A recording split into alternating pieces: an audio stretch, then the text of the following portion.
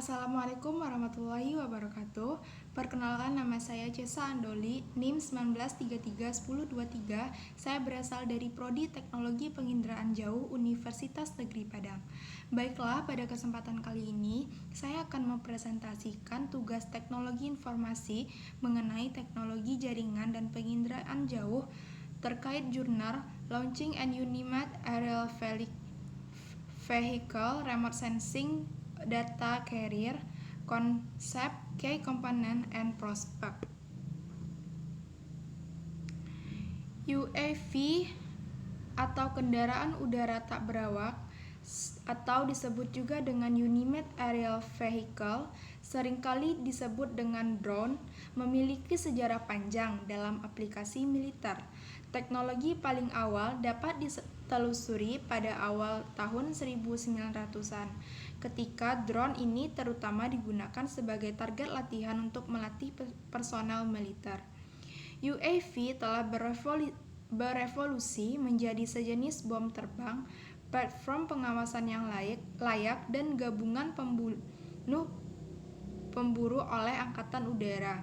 Dalam beberapa tahun terakhir, aplikasi sipil UAV telah berkembang pesat karena UAV ini ketersediaannya yang lebih besar dan miniaturisasi sensor dan perangkat keras terkait dengan UAV dan penginderaan jauh.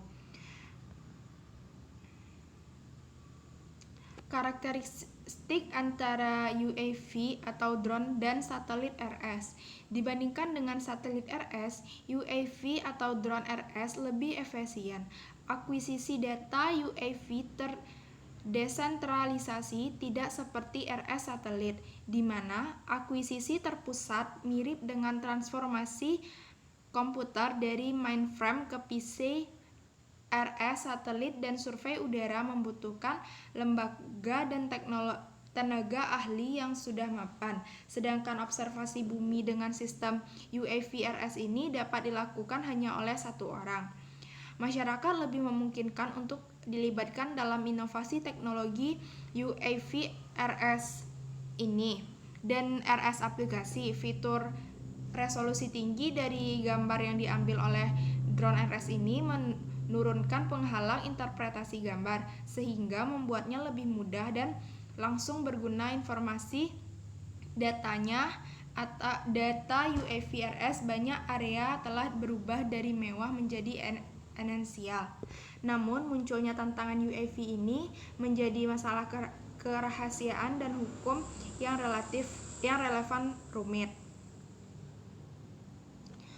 B. Konsep dasar pembawa data UAV RS. Data UAV RS beragam, terfragmentasi, kualitasnya tidak merata, dan kekurangan ruang waktu yang terpadu, kerangka kerja, dan standar. Di antara semua kendala ini, fragmentasi adalah yang paling signifikan kekurangannya data UAV RS. Dengan akumulasi data UAV dan meningkatnya permintaan untuk data UAV RS dalam cakupan aplikasi yang lebih luas, perlu dikembangkan platform khusus dan mekanisme untuk mewujudkan penjualan sekunder dan layanan nilai tambah dari data inventaris. Dari perspektif agregasi data, ada platform yang dapat menghubungkan distribusi saham UAV dan data RS tambahan, dan sekaligus merealisasikan layanan bernilai tambah melalui pemrosesan data, penyambungan, fusi, penambangan data besar, dan teknologi lainnya. C. Teknologi utama dan masalah kebijakan yang relevan. Teknologi utama untuk mengoperasikan pembawa data UAV RS mencakup teknologi dan standar utama untuk pengamatan jaringan UAV, agregasi virtual, penyimpanan, dan akses untuk data terdistribusi besar. Fungsi data multisumber heterogen dengan platform lintas dan sensor jarak jauh, operasi berkelanjutan mekanisme ASI, dan perlindungan kekayaan intelektual data melalui yang pertama, teknologi utama dan spesifikasi standar untuk observasi jaringan UAV.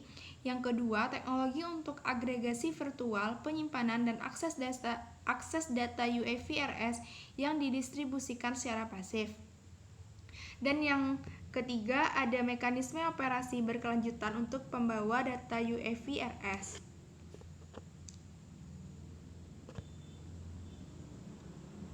Selanjutnya, D. Praktik pembawa UAV di Cina.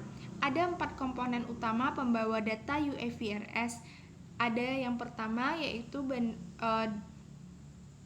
bandara UAV terdistribusi, regulasi, agregasi, dan pemrosesan data. Sebagai berikut, yang pertama ada drone port UAV terdistribusi untuk aplikasi. KAS baru ini mendirikan pusat penelitian untuk aplikasi dan regulasi UAV. Kesalahan utama yang mencakup pembentukan jaringan UAV secara nasional dan agregasi data UAV manajemen. Yang kedua, ada penjadwalan sumber daya UAV dan regulasi penerbangan. Teknologi dan sistem manajemen lalu lintas udara yang ada untuk dapat melihat dan mengelola semua RS terbang UAV. Yang ketiga, agregasi dan pemrosesan data RS multi sumber dan heterogen UAV. Berdasarkan teknologi komputasi awan, sistem pemrosesan data pusat atau top grid cloud bisa menerima dan memproses data UAV RS multi sumber mentah melalui berbagai terminal ujung khusus PC, ponsel, pad, dan lain-lain. Yang keempat ada prototype aplikasi awal sistem prototype untuk manajemen metadata UAV RS juga diuji secara online. Pengujian mencakup standarisasi sensor jarak jauh multiband dan multimode, kemampuan beradaptasi, transformasi platform UAV multikelas, pembentukan sistem jaringan regional dan nasional, pengembangan agregasi data dan platform pemrosesan data besar. Ringkasan dan prospek. Sistem UAV RS tersentralisasi dengan cepat menyebar ke seluruh Cina. Sistem ini menjadi mudah dapat diakses untuk kebutuhan lokal. Sistem ini telah menghasilkan data RS dalam jumlah yang besar, dimiliki oleh UAV pemilik dan pelanggan, menunjukkan potensi besar untuk banyak aplikasi. Konsep pembawa data UAV diperkenalkan untuk mengintegrasikan dan memanfaatkan semua sumber daya potensial. Fungsinya dari pembawa data tersebut untuk yang pertama untuk jaringan UAV, untuk penyimpanan dan transmisi data cepat, dan untuk layanan megadata teknologi caching, fusi data, dan ekstraksi informasi dari berbagai sumber yang heterogen.